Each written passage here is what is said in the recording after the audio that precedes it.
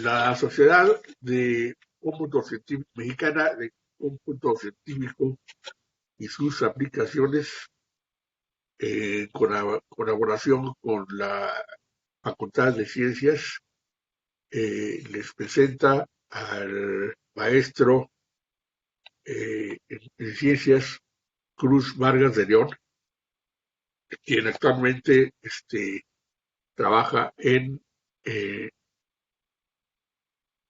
en la Facultad de Matemáticas de la Universidad Autónoma de Guerrero. Él tiene una maestría en Ciencias de la Salud por el POLI, una maestría en Ciencias de la Complejidad de la Universidad Autónoma de la Ciudad de México, y él tiene más de 40 publicaciones relacionadas con matemáticas y salud. Bueno, adelante, Cruz. ¿Qué tal? Buenos días. Muchas gracias por la invitación. Bueno, yo, como bien señaló, estoy en la Facultad de Matemáticas de la Universidad Autónoma de Guerrero. Incido en la maestría de Matemáticas Aplicadas que pertenece al PNPC. Nuestros estudiantes de la maestría pueden acceder a una beca para desarrollar sus estudios. Bueno, eh, pues la invitación que recibí fue para hablar sobre modelos de, bueno, epidemias y matemáticas, y mi propuesta fue sobre modelos con estructura de edades. Pero voy a dar una introducción general a estos modelos antes de acceder a los modelos llamados con estructuras de edades.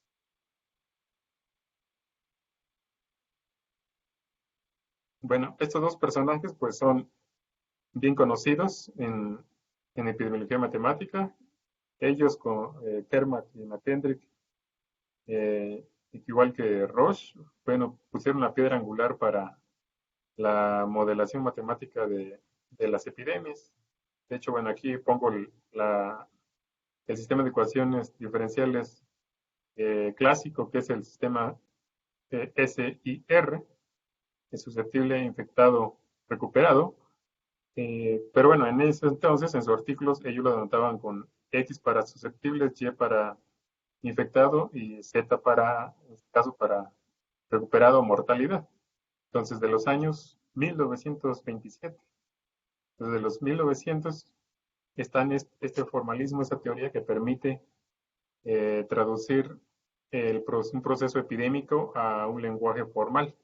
Ellos supusieron una población constante, ¿no? Que en muchas de las aplicaciones que usualmente se sostiene esta suposición, e hicieron el ajuste de este modelo a unos datos. Desde entonces, bueno,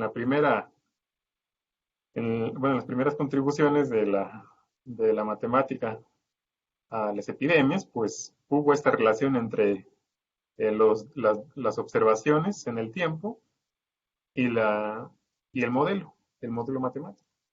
Hay que hacer notar que ese artículo, según la actualización que realicé, va arriba de 6.000 citas, ¿no? Este artículo original. El que tenía previamente en esta diapositiva era como alrededor de 4.800. Entonces, en cuestión de un año ha incrementado, 1 o 2 años ha incrementado eh, el número de citas de esta obra original. También hay que recordar que Kerman y McKendrick era un equipo de médico y matemático. Entonces, desde entonces ya estaba la interacción. Y bueno, seguramente es muy popular conocer las soluciones, ¿no? Del modelo clásico, donde la línea azul son los susceptibles en una población de alrededor de 500 sujetos. Veamos eh, cómo declina el número de susceptibles, ¿no? Y bueno, la verde son los infectados, que hacen la típica forma unimodal de los procesos epidémicos, aunque generalmente pues no puede ser necesariamente así, solamente una curva unimodal. y la roja pues son los recuperados, ¿no? Al final pues totalmente la población se recupera.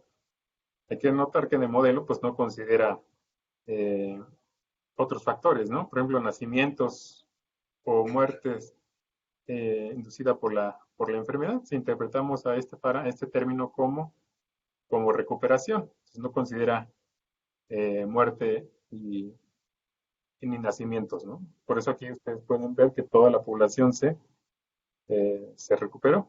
Es un escenario bastante drástico, ¿no? Y tenemos por aquí este número que es el H1N1, fue pronunciado por un secretario de salud. Este número que es de vital importancia en epidemiología matemática y también como en un valor de bifurcación, porque cambian las, eh, el comportamiento de las soluciones. Entonces tiene un valor tanto matemático, desde el punto de vista de las bifurcaciones, como una interpretación epidemiológica para saber qué parámetros se pueden controlar para disminuir este número reproductivo básico. Teóricamente, pues este tiene que ser teóricamente menor a 1. ¿Sí? Entonces, hay que recordar que la definición de número reproductivo básico es el número promedio de infecciones secundarias que tiene un individuo infeccioso al introducirlo a una población totalmente susceptible. ¿Sí? Lo que ahora en épocas de COVID, pues se cumple en toda la extensión la definición del número reproductivo básico, porque bueno, es un virus en una población totalmente susceptible donde no hay ningún tipo de inmunidad eh, generada, ¿no? Entonces, bueno, aquí es el ejemplo del número reproductivo básico, eh, que un número reproductivo básico de 2 se interpreta que este va a infectar a 2, pero a su vez cada uno de ellos a otros 2. Este tema de las generaciones de los contagios, pues aquí nos muestra que un individuo infectado pues contagia a 3, PR0 es de 3 y cada uno a su vez contagia en promedio a otros 3 y así sucesivamente, como una especie de reacción en cadena, ¿no? Donde se va subdividiendo una partícula, ¿no? Pero aquí, bueno, son una serie de contagios. Probablemente uno como un sujeto, pues se piensa en los contactos iniciales, pero a su vez estos van a ocasionar otros, ¿no? Y por el mismo proceso del periodo de infecciosidad, pues esto en algún momento va a cesar esa reacción en cadena. Entonces, típicamente, las bifurcaciones que tienen estos modelos, es decir, los cambios de estabilidad, eh, son, eh, son estos dos pues, los más frecuentes, pero hay otros. La bifurcación hacia adelante. ¿Sí? Aquí dice que aquí el I representa el punto de equilibrio infectado. Aquí la línea roja, perdón, la línea esta horizontal, donde I es igual a 0, indica que no hay infectados, por lo tanto estamos en el punto de equilibrio que comúnmente se le llama el estado sano de la población, o sea, no hay infección. Pero cuando eso es positivo, pues ya tenemos un punto de equilibrio endémico eh, donde ya está ocurriendo el proceso epidémico, ¿no? Aquí lo que está en el diagrama de bifurcación es que si este R0 es menor que la unidad, no va a haber proceso epidémico, ¿sí? Porque todas las soluciones se van a tender al punto de equilibrio libre de la infección o sano. Pero si el R0 es mayor que 1, entonces por ahí aparece esta rama que representa el punto de equilibrio endémico donde está presente la enfermedad. Entonces aparecería el brote epidémico. Eso significaría lo que usualmente eh, uno lee usualmente, ¿no? Si el R0 es menor que 1, entonces eh, no se propagará la epidemia en la población, o al menos que para fines de control es que si el R0 es menor que MEU, bueno, buscar valores del parámetro de R0 que permitan disminuirlo a 1 e irse a declinar el brote epidémico, ¿sí? Y el otro caso típico es si el R0 es mayor que 1, entonces vamos a tener el brote epidémico. Es como la mayoría de los modelos clásicos tienen este comportamiento, pero también pueden tener este tipo de bifurcación, la bifurcación hacia atrás. Aquí tenemos de manera similar, ¿no? Vamos a tener un punto de equilibrio libre de la infección, que es la línea de las ejes de las abscisas, pero si trazo una línea aquí paralela al eje de las abscisas, cuando el R0 está entre 1 y un valor dado, tendremos solamente un punto de equilibrio. Entonces aquí también tendremos un brote, representaría un brote epidémico. Pero si trazamos una línea perpendicular a las abscisas, aquí en esta región, entre un valor dado y el 1, entonces voy a tener dos puntos de equilibrio. ¿Sí? Voy a tener dos puntos de equilibrio, pero dependiendo de la condición inicial, las soluciones se pueden ir al punto de equilibrio endémico estable o o se van al otro punto de equilibrio, ¿no? Que es el libre de la infección, y vamos a tener un punto de equilibrio, otro punto de equilibrio de la enfermedad también eh, sería inestable según este diagrama de bifurcación. Entonces, este esquema nos permite ver que a pesar de que el R0 es menor que 1 en este intervalo, no garantiza el, el que la epidemia decline o controlar el proceso epidémico. Entonces, de ahí la importancia de hacer el análisis de estabilidad de los modelos de ecuaciones diferenciales, porque hay que caracterizar qué tipo de bifurcación está siguiendo el modelo. O va a ser una bifurcación hacia atrás, como el usual, el típico, o va a caer en esto, donde tener un R0 menor que 1 no garantiza que se va a controlar la epidemia o que no va a suceder. Y debe estar inclusive ese R0 por debajo de este valor, un valor umbral, que usualmente en la literatura le llaman R sub C, ¿sí? Para que pueda uno asegurar que no aparecen puntos de equilibrios endémicos. Entonces, aunque los modelos que voy a presentar más adelante, pues están en este esquema. Bueno, los modelos clásicos. El modelo clásico uno de los modelos clásicos es el modelo susceptible, infectado, susceptible.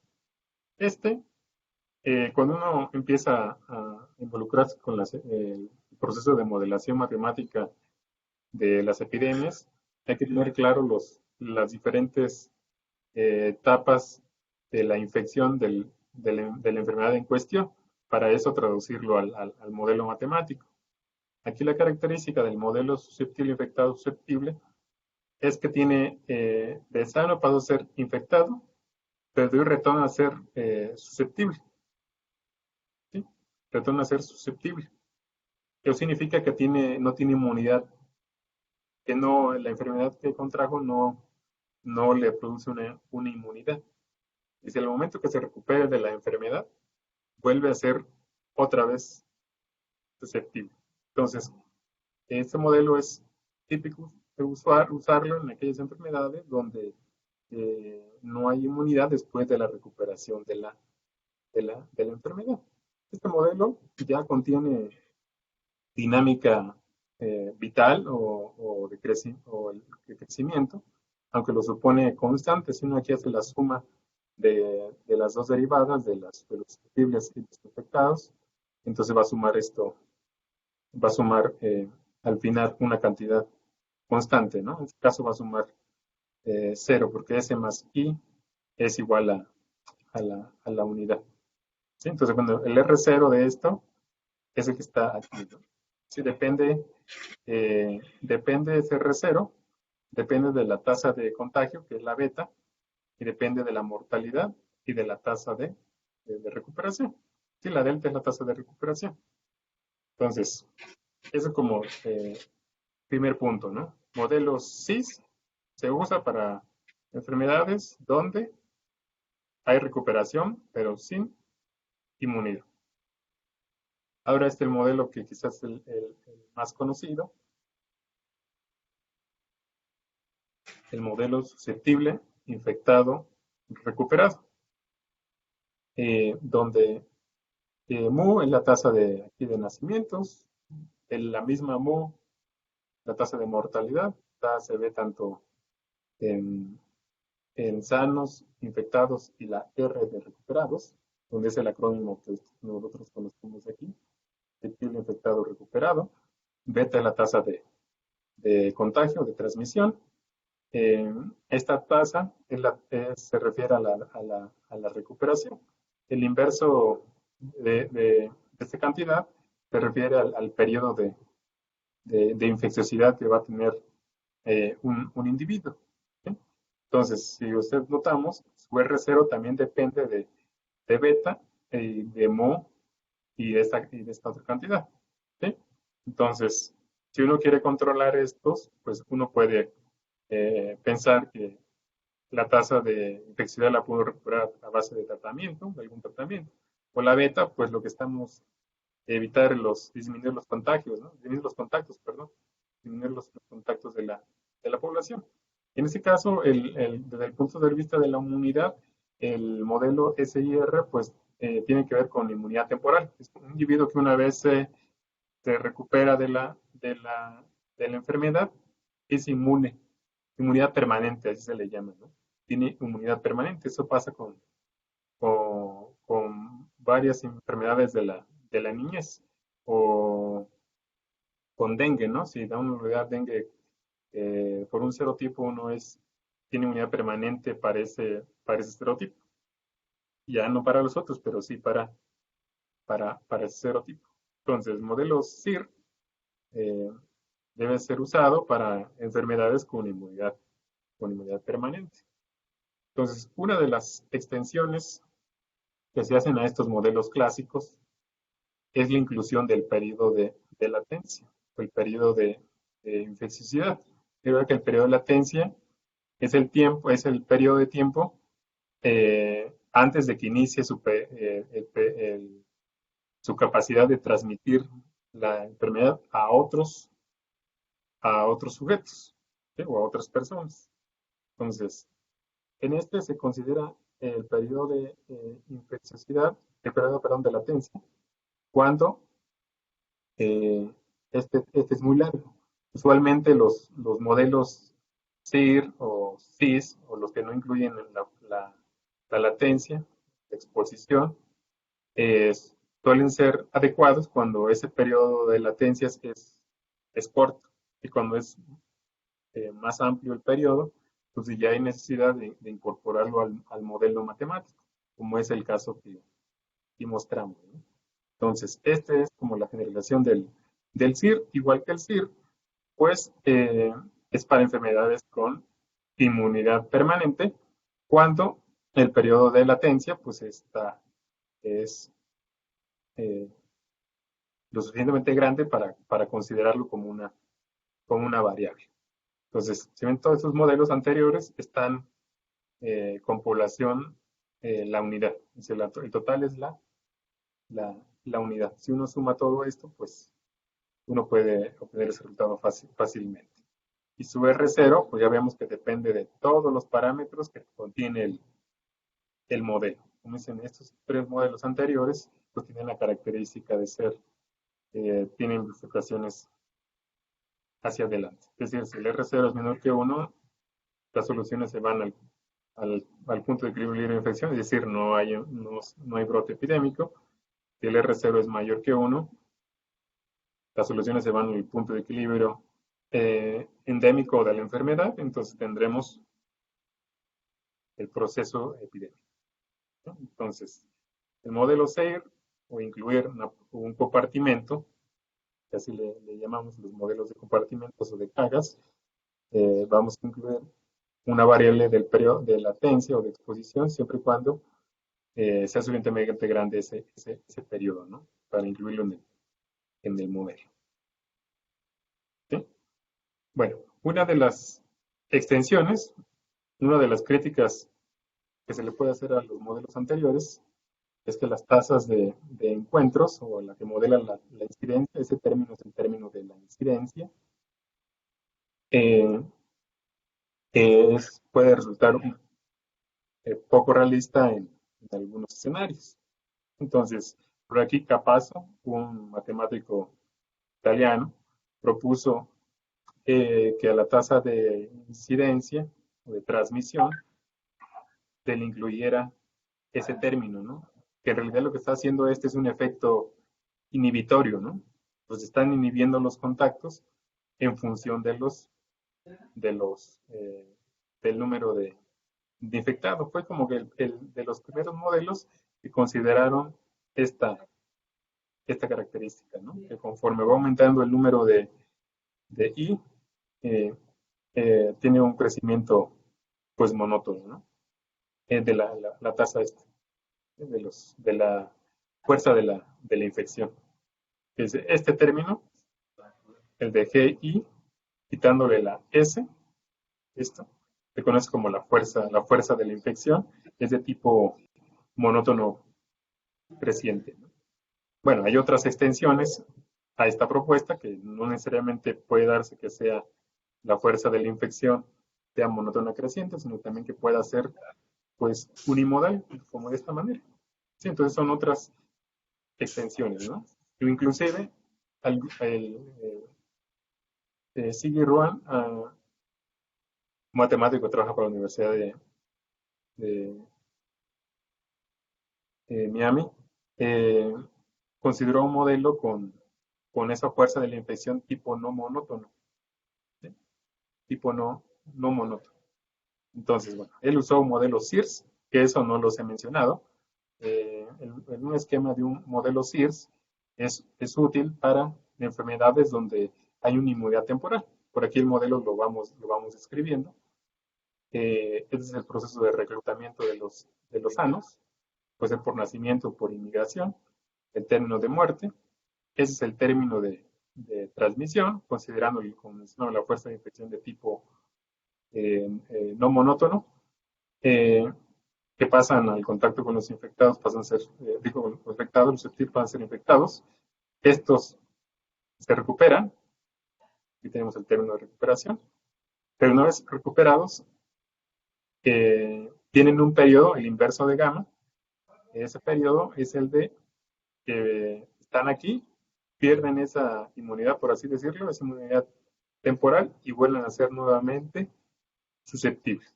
Entonces, el modelo CIR es apropiado para ese tipo de enfermedades. Una vez adquieren inmunidad temporal, después de un periodo vuelven a ser susceptibles. Este modelo es usado para paludismo o malaria, donde han visto esa característica. Entonces, bueno, de ahí he venido otras generalizaciones, ¿no? A la tasa de la infección, ¿sí? La fuerza de la infección. Pero otras generalizaciones. Si ven, eso se extiende a modelos SIRS, como ven aquí, con una tasa mucho más general, ¿sí? Pero todos esos modelos presentados eh, no incluyen el, la estructura por edad. Solo son modelos que consideran a la población susceptible o a toda la población como individuos como homogéneos, ¿no? Que en promedio tienen las mismas características. Bueno, eso puede sonar que no es algo realista, pero bueno, para situaciones donde es muy notable que hay una diferencia entre subpoblaciones dentro de la misma población, pues ya es importante incorporarlo a los modelos matemáticos. Aquí en este caso, bueno, las trae que son idénticos los sujetos, ¿no?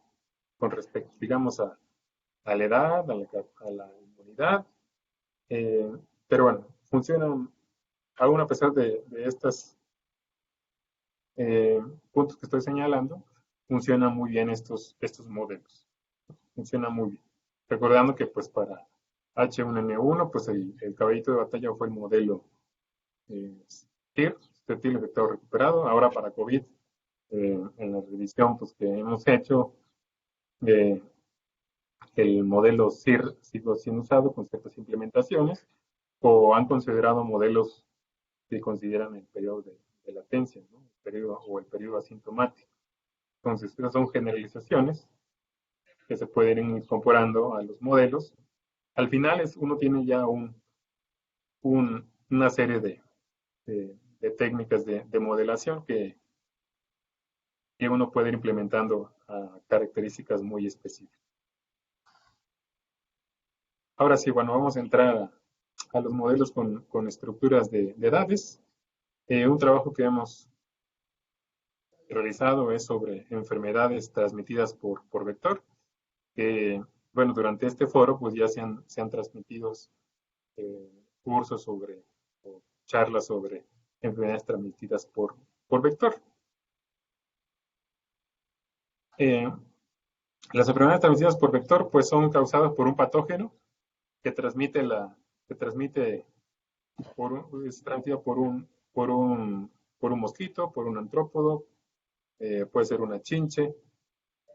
Usualmente para dengue y para chikungunya y para zika es el Aedes aegypti, para paludismo, malaria es el anófeles, que tienen el patógeno. En el caso del dengue, pues el virus, el flavivirus de dengue.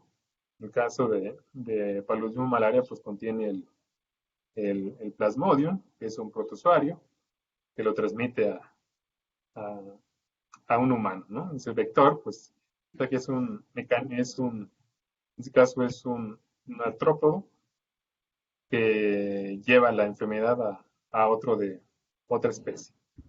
En este caso, pues, las enfermedades que mencionamos, pues, son los seres humanos. Sí, pero hay muchas otras enfermedades que se transmiten entre otra especie. ¿Sí? Entonces, para el caso del dengue, pues, es esto, ¿no? Tengo el esquema es este, ¿no? El mosquito que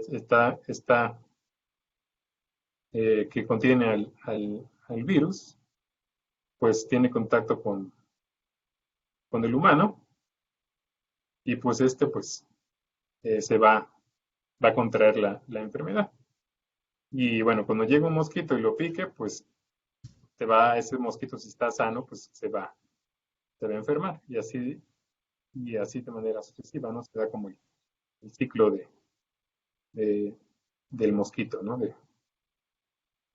Entonces, como ya mencioné, las tres enfermedades como que transmite el mosquito Aedes aegypti, pues es el dengue clásico, chikungunya y el Zika, que ya los había mencionado, transmitido por ese mismo mosquito, lo que representa pues que tenemos un mismo vector para tres enfermedades. Ya ha habido autores donde han estudiado este escenario, donde están las tres enfermedades y un mismo vector. Y han estudiado el comportamiento que puede tener en una población el tener esas tres enfermedades, ¿no? O inclusive hay autores que se han dedicado solamente a estudiar dos de ellas en nuestra población, o sea, en el clásico y en Goya, en presencia del Aedes aegypti. Y bueno, aquí anotamos los periodos de incubación, que el periodo de incubación es el tiempo en que, una vez teniendo el primer contacto, se manifiesten los síntomas, ¿sí? Los síntomas de la enfermedad. Ese es el periodo de incubación de una enfermedad. Pero la pregunta siguiente, ¿por qué usar ecuaciones diferenciales parciales de tipo parabólico? Que son las ecuaciones diferenciales que se emplean para modelos con estructuras de edad. Sí, bueno, que se traduce con modelos de estructura de edad. ¿Qué debo ver en el proceso de la enfermedad, o qué característica debo ver que tome la decisión de no irme por las ecuaciones diferenciales ordinarias e irme por las ecuaciones diferenciales parciales? Algo que siempre le comento a los estudiantes o a los colegas, cuando uno cambia de ecuaciones diferenciales ordinarias con retardo, o a parciales, o con neutrales, o a estas que últimamente en los últimos años han adquirido atención por los matemáticos, que son las ecuaciones diferenciales de orden fraccional. La pregunta es, si te mueves de las ordinarias a una de estas, ¿qué estás ganando? ¿Qué información te dan sus modelos que te va a permitir tener una fineza mayor del fenómeno? Entonces, la pregunta es, si me paso a parciales, a ecuaciones diferenciales parciales de tipo hiperbólico, ¿qué estoy ganando en el proceso de modelación, ¿no? Y qué información me va a dar. Sí, esa pregunta, pues hay que hacérsela, porque por hacer extensiones a otros tipos de ecuaciones diferenciales, pues es un ejercicio, pues, matemático. Es tener un nuevo objeto matemático, pero ¿cuál es su aplicación? Entonces, ¿por qué usar las parciales tipo hiperbólico? Bueno, aquí tenemos un histograma, bueno, de la estimación del periodo de incubación. Tenemos bueno, lo blanco son las observaciones. Entonces, si uno vemos eh, el, el periodo de incubación que estamos viendo aquí de una enfermedad dada, no es una distribución uniforme. No veo un histograma con una distribución uniforme, ¿no? No estoy viendo que para algunos casos tienen un periodo de incubación de 2 días. Para la mayoría de ellos tiene un periodo de incubación de 6 días y forma pues esta curva, ¿no? Esta distribución que vemos aquí. Entonces, tenemos una variabilidad en el periodo de incubación de histograma para esta enfermedad. Entonces, esta situación donde ya está variando el, el periodo de incubación, eso es un motivo para poderlo llevar a modelos con estructuras de datos y establecer esa diferencia en el modelo de ecuaciones diferenciales parciales. O bien esta. ¿Sí? Veamos en este histograma para el número de casos, tiene el eje de las unidades del número de casos, para la enfermedad, para menores de 1 año, pues hay muy pocos casos. Bueno, está la distribución tanto para hombres como para mujeres. Azul para mujeres, gris azul para hombres y gris para mujeres. Y veamos que para estos rangos de edad o grupos etarios, como se les llama, es más común la enfermedad. ¿Sí? Pero como va avanzando el grupo etario, son menores el número de los casos. Por eso podemos ver que para esta enfermedad varía el número de casos para ciertos grupos etarios o grupos de edades. Entonces, no vamos a incluir un modelo de ecuaciones diferenciales ordinarias, donde considera que es homogéneos, son idénticos los sujetos en toda la población. Aquí con este modelo con ecuaciones diferenciales parciales, pues ya se incluiría que el comportamiento o el de contraer la enfermedad depende de su grupo etario. Sí, aquí vemos pues, que personas ya mayores de 41 años, pues para esta enfermedad ya no hay tantos casos, ¿no? Entonces, la población de riesgo, usualmente se llama, pues está en estos grupos etarios, ¿no? Que bueno, hablando ahora en tiempos de COVID, pues se ha identificado, que mostraré más adelante, ciertos grupos donde esta enfermedad les confiere mayor riesgo. Entonces, puedo pensar que las ecuaciones diferenciales de tipo parcial las puedo usar, bueno, en este contexto que estoy mencionándolo, donde la enfermedad eh, es, que transmite, bueno, o tiene como población de riesgo a un grupo etario, o bien que se observe un periodo de, una distribución del periodo de incubación eh, variable, ¿no? Como es el que aquí estoy mostrando. Entonces, esos dos ejemplos típicos motivan a irme al formalismo de las parciales. ¿Sí? Bueno, este es un trabajo que realizamos con Luz Esteva y con Andrei Korobnikov sobre modelos de estructuras con unidades en hospederos vector, donde consideramos modelos teóricos con estas características.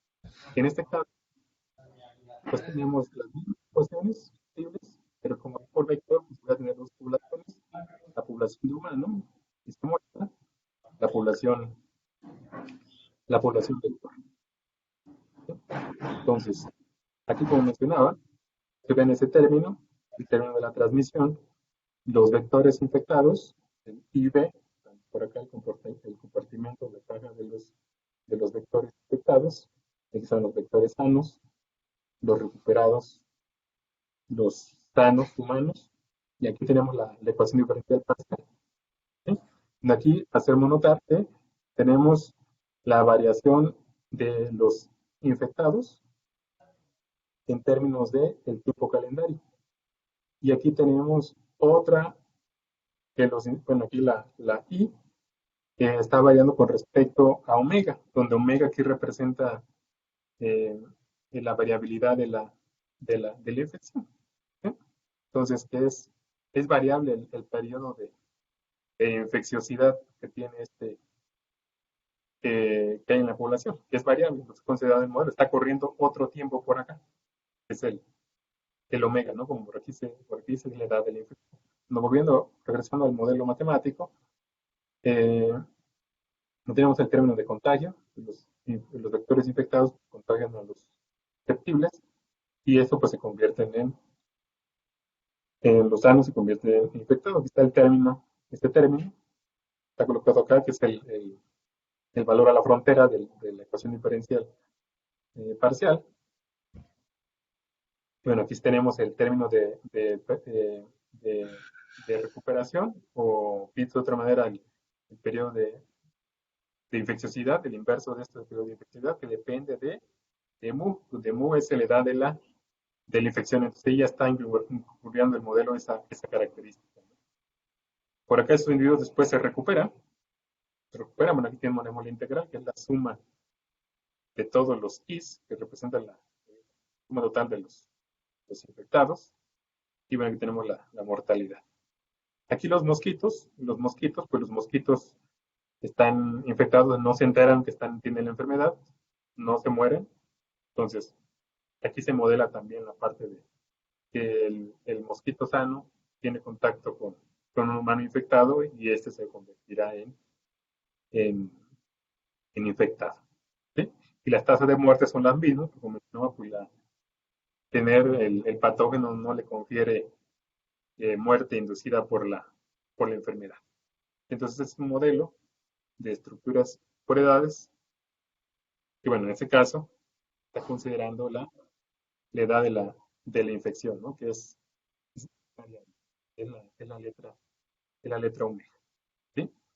Eh, Modelos de estos tipos se han utilizado en enfermedades como VIH, donde pues, se ha visto que este periodo de la edad de la infección es variable, ¿no? Y es relevante considerarlo en el modelo matemático. ¿Sí? Y bueno, tenemos las condiciones iniciales para completar el problema matemático.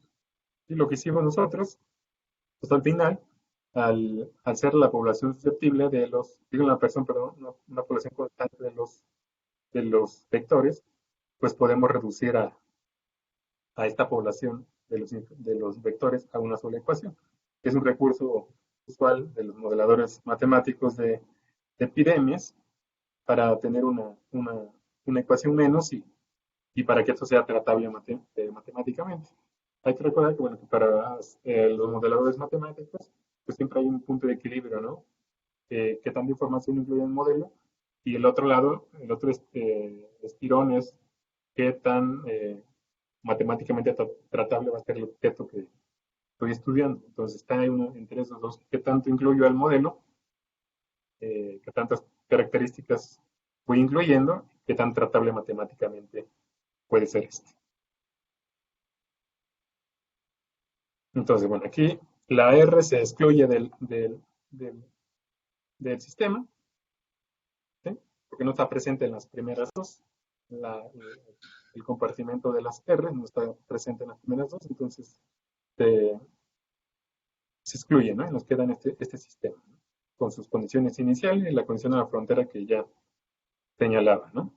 Entonces, usualmente, pues el tratamiento matemático que hay que hacer es, pues, calcular los puntos de equilibrio, que bueno, eso tiene dos puntos de equilibrio, que vemos que es el punto de equilibrio libre de la enfermedad. Tenemos el punto de equilibrio endémico, que va a existir o va a aparecer cuando el R0, este R0 término clásico, es mayor que la unidad. Ahora, si vemos la representación del R0, pues depende de los parámetros del modelo. Y si ven, por aquí aparece la integral, incluye estos términos que pertenecen a estas funciones que dependen de omega, ¿no? Que es la edad de la infección. ¿Sí? Entonces tenemos los dos puntos de equilibrio y bueno, bueno, por un poco de tecnicismo con respecto a esto, pues tienen el esquema de bifurcación hacia adelante. Y si el R0 es menor que 1, las soluciones se van al punto de equilibrio libre de la infección. Si el R0 es mayor que 1, las soluciones se van al punto de equilibrio de la enfermedad. ¿Sí? Entonces, bueno, aquí sé que la audiencia son estudiantes, pero también son estudiantes de maestría o profesores, pero uno usualmente con tratamiento matemático que da es ver el comportamiento cualitativo de las soluciones y uno obtiene estos teoremas, ¿no? Que si el R0 es menor que 1, el punto de equilibrio de infecciones global es totalmente estable. Si es mayor que 1, el punto de equilibrio de la enfermedad es global asimétricamente estable. ¿Sí? Entonces, bueno, para los interesados, pues pueden consultar el artículo. También hemos hecho el análisis de estabilidad a través de funciones del lo pueden consultar esta parte de esa parte técnica, lo podrían consultar en el artículo o le podrían escribir también para enviarles el artículo. ¿Sí? Bueno, aquí son, de hecho es una técnica clásica en las funciones de Lyapunov, pero que se han sido extendidas se ha visto que son fácilmente extendidas a ecuaciones diferenciales parciales de tipo hiperbólico. ¿Sí? Por ahí muestro pues algunos de los pasos de estas pruebas, ¿no? Donde le dan el formalismo, bueno, la demostración formal del teorema que presenté anteriormente. Ok, ahora vayamos a otro modelo de estructuras de edades, pero aquí donde está considerando también un modelo susceptible, la parte para los humanos, que son las primeras tres ecuaciones. Tenemos la segunda parte, que es la de los vectores. Seguimos estando en enfermedades transmitidas por vector. Y aquí está su condición a la frontera. Esta parte, pues, refiere a los nacimientos o a la inmigración. Bueno, esta tau, tenemos dos tiempos, ¿no? El tiempo calendario y esta es la edad. ¿Sí? La edad, como en el histograma que les presentaba. Entonces, aquí está considerando que, dependiendo de la edad, aquí tenemos ciertas características, ¿no? Por ejemplo, aquí está beta.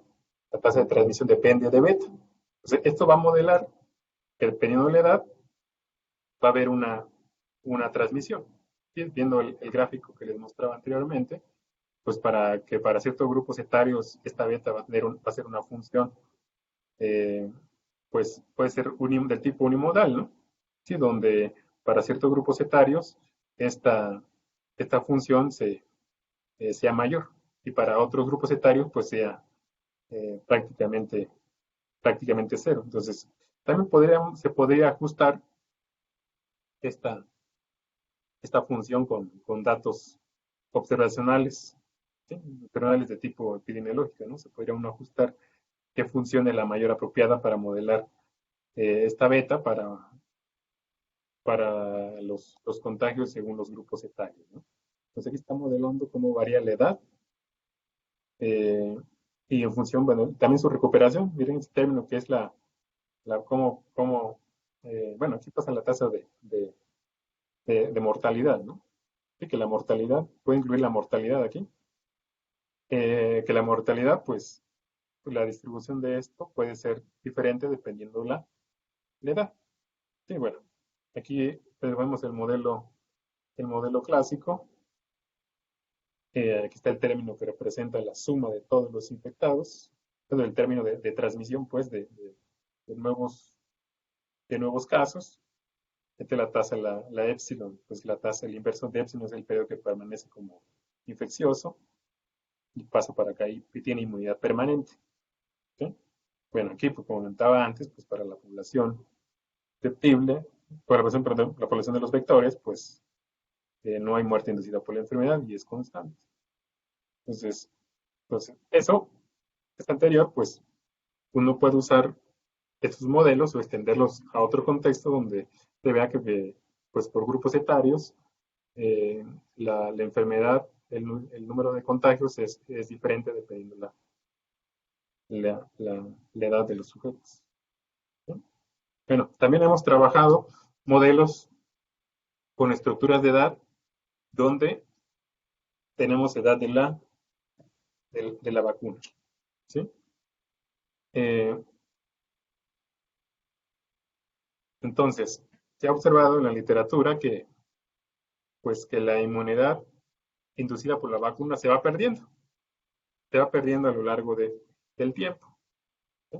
Se ha documentado esta evidencia y pues nosotros eh, hemos propuesto un modelo que incluya esa característica, ¿sí? Que es la pérdida de la inmunidad inducida por la vacuna. Entonces hemos creado, o bueno, hemos propuesto un modelo matemático eh, donde en este caso tenemos y tenemos una ecuación para la vacunación. Si como quiero modelar la edad de la vacuna, pues bueno, ya tenemos susceptibles, infectados y los vacunados. Es un modelo tipo eh, es, no estoy viéndolo, es tipo CIR, donde aquí está incluyendo los vacunados, dentro otra vez el tiempo calendario, y aquí también tenemos la teta, que será la edad de la vacuna. ¿Sí? Es muy interesante que es la edad de la vacuna. ¿Sí? Entonces, aquí podemos ver en esta ecuación, que es la que continúa, que se va perdiendo se va desvaneciendo la pérdida eh, de la inmunidad por la vacuna. Está modelando con ese término. Bueno, aquí también, fíjense, esta parte es interesante del modelaje. Este modelo considera que hay contagios de los infectados tanto por los que no tienen protección como por los vacunados. Pero esta tasa de transmisión a los vacunados está ponderada por un término 1 menos sigma que depende de teta. Es decir, depende de la edad de la vacuna. ¿Sí? Entonces, modelando esta parte, ¿no? Que al perderse la, la inmunidad por la vacuna, pues también le confiere mayor riesgo de contagio. Entonces, son unos modelos que pueden ser usados, ¿no? ¿Sí?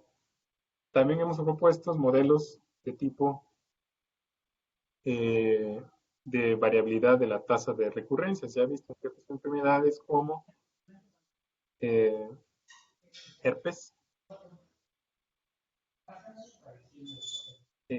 que pueden tener recaídas o recurrencias de la enfermedad. Entonces, Aquí muestra pues esta evidencia, eh, donde han, bueno, he visto ese proceso, ¿no? de recurrencia de la enfermedad.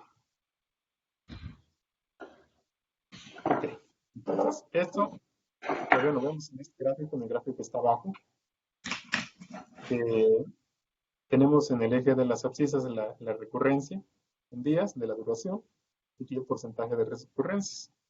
Entonces podemos ver, bueno, arriba dice que no hace reportados historia de herpes y lo negro o gris son las historias con herpes, ¿no? Entonces, bueno, aquí podemos ver que el periodo de recurrencia es variable para la historia que tuvieron herpes, ¿no? Vemos aquí la distribución de lo gris, es variable.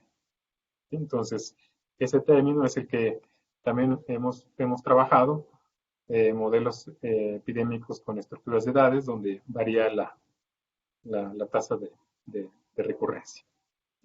Estos los modelamos, bueno, es un tipo modelo SIRI o SIRI, que es susceptible, infectado, recuperado e infectado, aunque estrictamente, pues, no sería, hablando sería un recuperado. Eh, pero así se le denotó por el primer autor de estos modelos, susceptible, infectado, recuperado, infectado, es decir, que se puede volver a aparecer. La R sería como un asintomático. Sí, la I sería como un sintomático que presenta los síntomas, ¿no? Entonces tenemos el clásico modelo donde está la tasa de contagio, la mortalidad. Aquí el inverso de capa es el periodo de infectividad que pasa a ser el periodo que permanece en este estado y entra, aquí se va a la condición de la frontera, ¿no? Y el término gamma, que va de los R a los I, es el que modela la recurrencia, ¿sí? O la recaída de la enfermedad. Y al agregarle en esta ecuación, pues el tiempo calendario, la R, y la omega, pues el tiempo de recurrencia. Está modelando ahí la variabilidad de la recurrencia. Aquí ponemos una función gamma que depende de la recurrencia, y está modelando esa parte, cómo va del compartimento de, los, de, de los recuperados o de los infectados asintomáticos y pasa a ser nuevamente infectado sintomático. Y bueno, esta integral, pues la suma de todos los recuperados, es la suma de los recuperados. Entonces son modelos que también los hemos extendido para el caso de incluir latencia, que ustedes pueden ver, es modelo extendido con latencia. Bueno, después de este repaso son modelos teóricos, propuestas de formulaciones bajo estos contextos, pero hablando en tiempos de COVID, que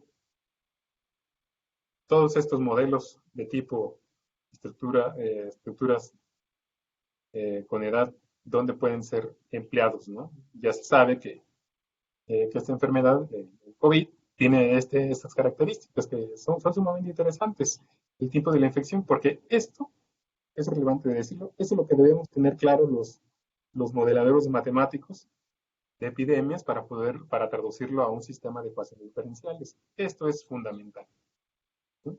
Porque vamos a conocer la información del periodo de incubación, que es el tiempo en que no presenta síntomas. Bueno, después, aquí, si vemos, es muy variable, lo comentaba. Se pueden usar modelos de ese tipo, de variabilidad de la infección para COVID, si uno tiene ese propósito, ¿no? Dado que el rango de periodo de incubación va de 1 a 14 días y la mediana está entre 5 o 7 días, la mediana del periodo de incubación. Entonces, si ven, es muy amplio el periodo. Y el periodo de recuperación puede ser de 1 a 2 semanas. Y en casos severos puede irse de 3 o 4 semanas según la referencia. Ustedes pueden buscar esta parte donde he tomado, bueno, no estrictamente este diagrama, pero ellos presentan un diagrama donde pues, yo lo modifiqué de esta manera. Pero vean lo del COVID, esta parte, ¿no? El periodo de latencia, o sea, el periodo donde no es infeccioso, es el periodo de latencia donde no es infeccioso. Y ahí esta ventanita, donde está, bueno, está la periodo de transmisión. Vean esta ventanita. Quiere decir que los asintomáticos, que un individuo infectado con COVID transmite la enfermedad aún sin presentar síntomas. Eso es relevante de señalar, ¿no? Entonces, motivado por esos modelos teóricos que he presentado de estudios por edades, pues una propuesta pues, podría ser considerar la variación de estos días, que es variable, o la tasa de recuperación, que también es bastante grande, se puede modelar con una ecuación diferencial de tipo hiperbólico, si así lo desean, ¿no? Y bueno, este es un modelo de los que han trabajado en la literatura para COVID, que propuso Magal, un matemático francés, donde él considera en sus modelos lo que actualmente se discute, ¿no? Tenemos los susceptibles, los asintomáticos y los que presentan síntomas, ¿no? Pero Magal propone un modelo donde considera los reportados, porque la gran pregunta que se hace, ¿cuánto es la cantidad de personas infectadas que no necesitaron ir a los servicios médicos y por tanto no se tiene ese reporte, ¿no? Entonces él, bajo esta situación, pues propone este modelo que considera los dos compartimentos, que es la parte del poder de los modelos matemáticos, ¿no? Se pueden incorporar cajas o compartimentos que queremos ver su dinámica. Y en este caso, pues, en los datos que se están reportando, conocemos los casos reportados, ¿sí? Pero todos esos que se quedaron, que no son reportados porque no fueron a una clínica o no llegaron a requerirlo porque fue leve la evolución de su enfermedad, pues se pueden hacer a través de estos modelos, ¿no? Y sobre este se pueden hacer las implementaciones que les comentaba previamente, ¿no? Sobre este modelo. Para más detalle, es un modelo modificado que hemos trabajado para Guerrero. El modelo modificado no trae uno de estos términos, el modelo original de Magal, pero se pueden ver la referencia para tener interesado en extender este modelo al contexto de estructuras poderosas, ¿no? Son de las aplicaciones potenciales de estos modelos aquí. Y finalmente bueno, con respecto a COVID, pues uno ve esto, ¿no? De los factores de riesgo relativo, ¿no? Que es una medida de la asociación de la enfermedad de factores de riesgo con padecer la enfermedad. Si ven, el riesgo entre el masculino es 1.8, el riesgo relativo. Es decir, que se ve que un hombre tiene casi 2 veces más riesgo que una mujer. Entonces, inclusive eso puede pensar que así se requiere considerar un modelo donde se consideren hombres y mujeres por separado, dado que según estos valores reportados por Secretaría de Salud, pues los hombres tienen mayor riesgo, ¿no? Entonces, ahí ya no es homogéneo la población de hombres y mujeres. Eso pensar si valdría la pena considerar un modelo que incorpore las dos subpoblaciones, ¿no? Hombres y mujeres por separado. Hay que reflexionar esa propuesta, pero esta tabla motiva eso, ¿no? De que la edad por años cumplidos, de los 40 años tienen más riesgo. Bueno, casi 1.07, muy pequeño. Pero ustedes ven las otras, ¿no? Por obesidad, por diabetes, por inmunosupresión, son personas que tienen mucho más riesgos al COVID, ¿no? Bueno, pero vean también los riesgos, los factores de las fracciones atribuibles, ¿no? Donde aquí ya involucran edades, ¿no? Edad de 60 o más, su fracción atribuible es del 58.3%. De 40 a 59, de 59 años, su factor atribuible es 49.2, que son otras medidas de asociación de tipo epidemiológico que se usan en epidemiología, pues clásica, ¿no? Y lo que he mostrado, pues es la escuela de la epidemiología matemática, pero en la epidemiología clásica, pues usan medidas de cuantificación de la asociación de riesgo, como el riesgo relativo, las fracciones atribuibles. Pero ven, esto que sea diferente la fracción atribuible en edades de 60 o más y de 40 a 50, en estos dos grupos etarios, podría motivar a hacer un modelo por estructuras de edades con respecto a la variabilidad de la edad, podría motivar a generar ese modelo. ¿Sí? Obviamente ese modelo, al ser más elaborado, pues requerirá más maquinaria matemática y obviamente si quieren traducirlos a integrarlo con datos reportados, pues el cómputo matemático pues de esto también se eleva. Finalmente, para dar unas conclusiones, todo lo que he mencionado pues es como el ciclo clásico del proceso de modelación matemática, ¿no? Tenemos unas posiciones que debemos conocer el transcurso de la enfermedad para poderla traducir esto de manera clara a formulación matemática. En esta parte, pues sí es importante tener contacto con un infectólogo, con un médico que conozca muy bien esa parte para hacer la formulación matemática, ¿no? Ya creo, ¿verdad? Pues la monodisciplina, pues eh, a veces no resuelve problemas no es suficiente para resolver problemas, entonces hay que integrar grupos, ¿no? Grupos multidisciplinarios, y pues siempre es bueno tener un infectólogo o un médico o alguien del área de la salud que nos amplíe la visión por ejemplo, el diagrama que les presentaba, ¿no? Tenerlo claro para poderlo traducir a un modelo. Del modelo, pues hacemos el tratamiento matemático, ¿no? Un tratamiento matemático, ¿no? Para ver las soluciones. Y de ahí, pues, comprobar el modelo con los hechos o modificarlo si no captura en sí el comportamiento de lo que estamos modelando, ¿no? Y bueno, la siguiente pregunta, y en todo ese proceso matemático, ¿dónde quedan los datos experimentales, los datos observacionales, no provenientes de estudios operacionales?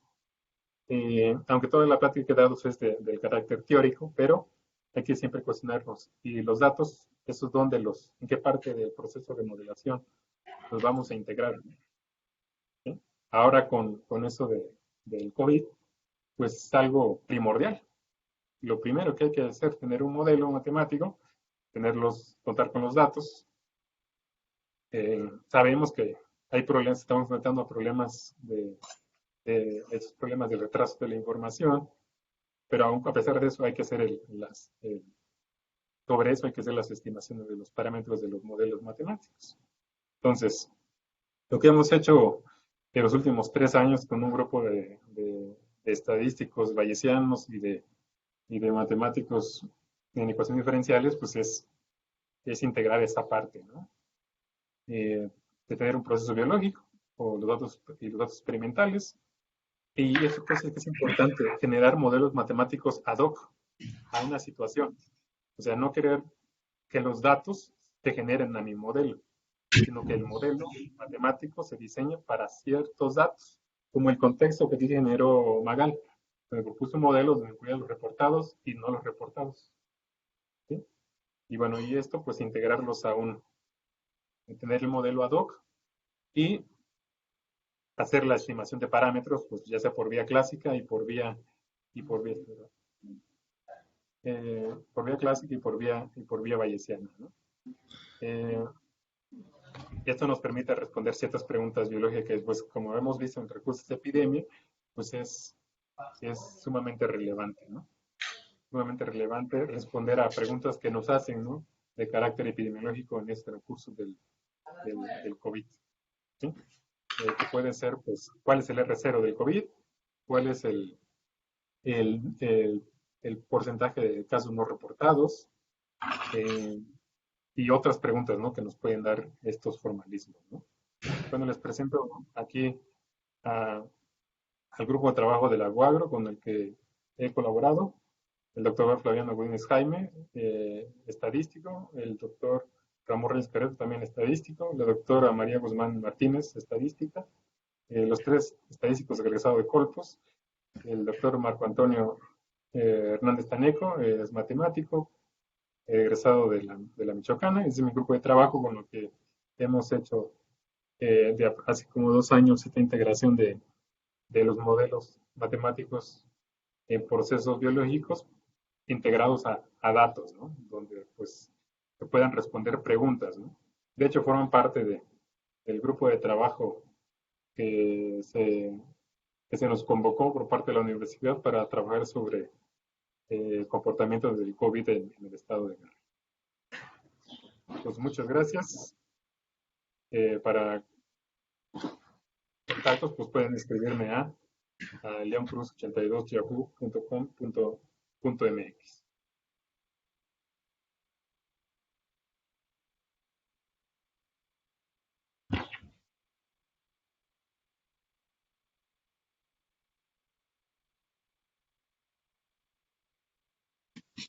Le agradecemos a Cruz que nos haya impartido esta conferencia. Muchas gracias. Muchas gracias a ustedes por la invitación y pues cualquier situación, pues está mi contacto, mi correo electrónico para establecer comunicación. Muchas gracias. Muchas gracias.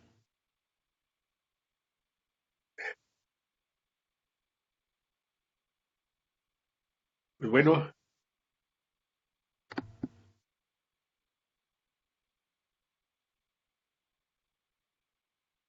Ok, ya puedes compartir, ¿verdad? Sí, sí, sí, por favor. Nos gustaría tener tu presentación, si es posible. Sí, te la envío por, por correo, Sí, por favor. con mucho gusto. Sí, claro. Muchas gracias. Detengo la Pues muchas grabación ya. gracias, doctor Humberto, doctor Jesús. No, Gracias. gracias.